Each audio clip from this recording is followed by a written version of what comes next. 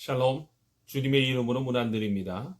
주님의 평강과 생명과 소망의 빛이 이곳을 방문하신 모든 분들에게 함께 하시기를 주님의 이름으로 축원합니다. 오늘은 본문에 의지하여 감사하는 마음이라는 제목으로 여러분들과 은혜를 나누고자 합니다. 얼마 전에 제가 인터넷 신문에서 나오는 한국의 고소 고발 건수에 관한 기사를 읽은 적이 있어요. 2019년 통계인데 85만 551건으로 2010년의 71만 1513건보다 무려 14만 건 이상이 늘었다고 합니다. 그런데 이제 우리 이웃나라인 일본의 경우를 보았습니다. 인구가 우리나라 2배가 넘는 일본의 고소고발 건수는요, 겨우 연간 1만 건 정도라고 하는데 확실히 우리나라가 비정상적이라고밖에 할 수 없는 통계 아닙니까? 인구 비율로 보면 120배나 되는 수치라는 겁니다. 여러분, 이게 사실이라면 우리나라는 그야말로 고소공화국, 불평공화국입니다. 우리나라 사람들 마음에 감사하는 마음에 결여라고 말할 수 있습니다. 그러나 세계를 여행해 본 사람들은요, 우리 대한민국처럼 교통수단과 의료보험이 잘 되어 있는 정말로 살기 좋고 감사할 일이 많은 나라는 없다고 말합니다. 마음에 감사하는 마음이 없다면 이 시간에 감사하는 마음을 가질 수 있기를 바랍니다. 이케다 다이사쿠라는 기독교 작가는요, 인생은 아름답다 해서 이런 글을 남겼습니다. 감사하다는 말은 기적의 언어다. 말하면 기운이 생긴다. 들으면 용기가 솟는다. 마음의 위로가 된다. 행복해서 감사하기보다는 감사하기 때문에 행복해지는 것이다. 긍정적이고 적극적인 소리는 우리의 인생과 상대의 인생까지도 변화시켜준다. 운명을 바꾸게 하는 기적의 힘, 기적의 언어 감사합니다를 습관처럼 사용하다 보면 어느새 내 삶에 기적이 일어난다. 너무나 옳은 말씀 아닙니까? 성경을 보면 감사에는 언제나 기적이 있었음을 보게 됩니다. 예수님께서 축사하실 때, 즉 감사하실 때 보리떡 5개와 물고기 2마리가 5,000명을 먹이고도 남을 기적이 일어났다고 합니다. 또 있습니다.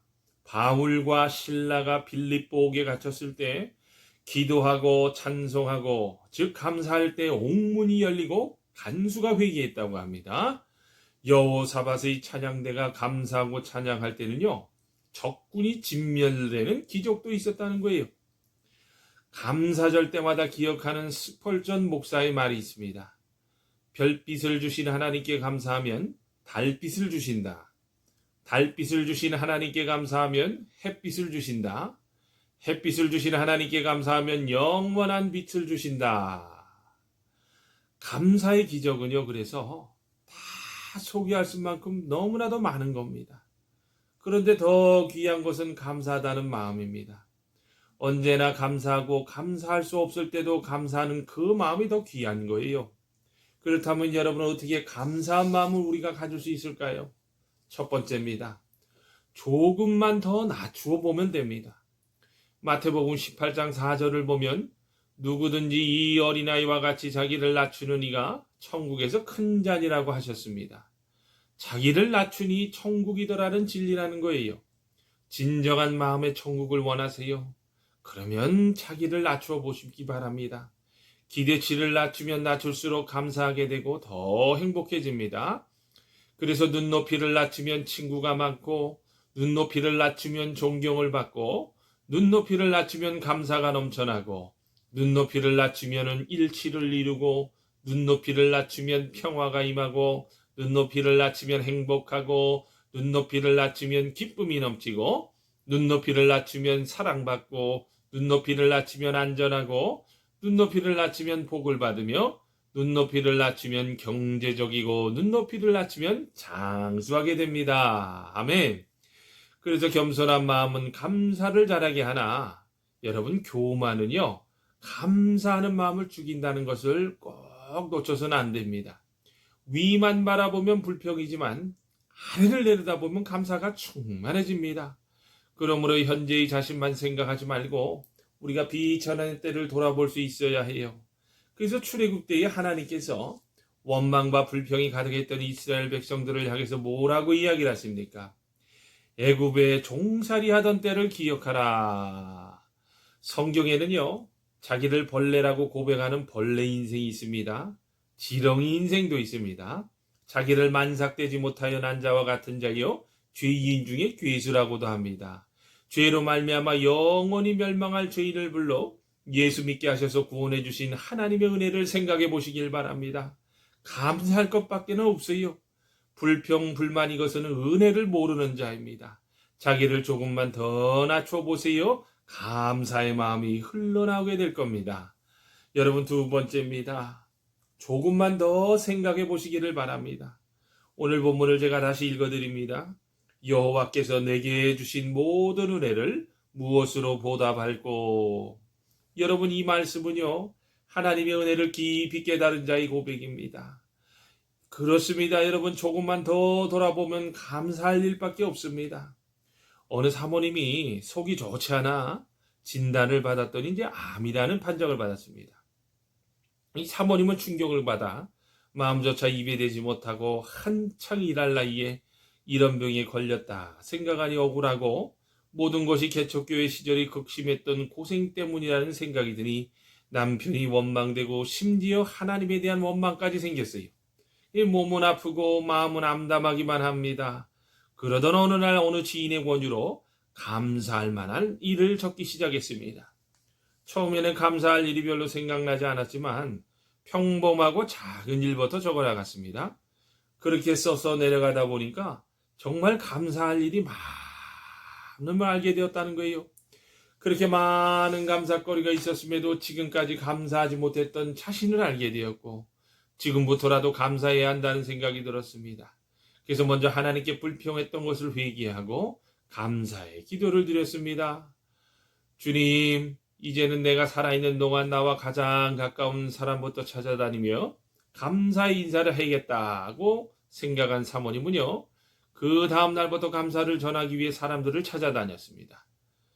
그러는 중에 점점 통증이 사라지고 걸으면 걸을수록 웬일인지 다리에 힘이 생겨나기 시작했습니다.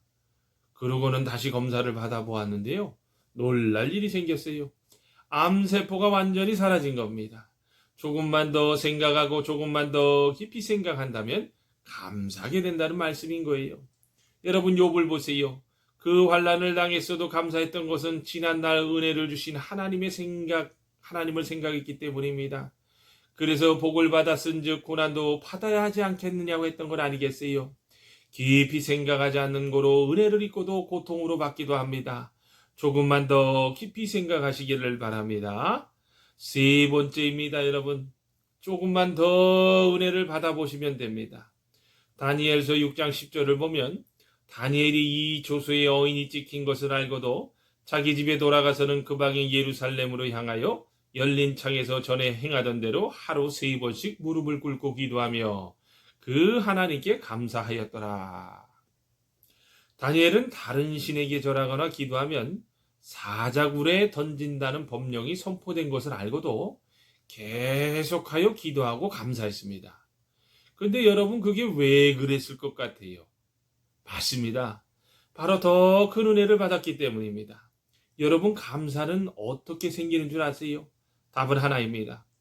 은혜를 받으면 저절로 감사의 고백이 나오는 겁니다. 알다시피 여러분, 최초의 감사주일은 신앙의 자유를 찾아 오로지 하나님을 잘 믿기 위해서 대서양을 건너 파도와 폭풍으로 인한 생명의 위협을 극복하고 미국으로 이주한 청교도들에 의해 시작되었습니다. 그들은 물질을 위해서가 아니고 하나님을 잘 믿기 위해서 모든 것을 버리고 고난을 헤치고 여기까지 온 겁니다. 청교도들은 돈을 모으면 제일 먼저 교회를 지었습니다. 그 다음으로 학교를 지었습니다. 마지막으로 지은 것이 자기 집이었다고 합니다. 이런 마음으로 이 위대한 미국을 건설했던 겁니다.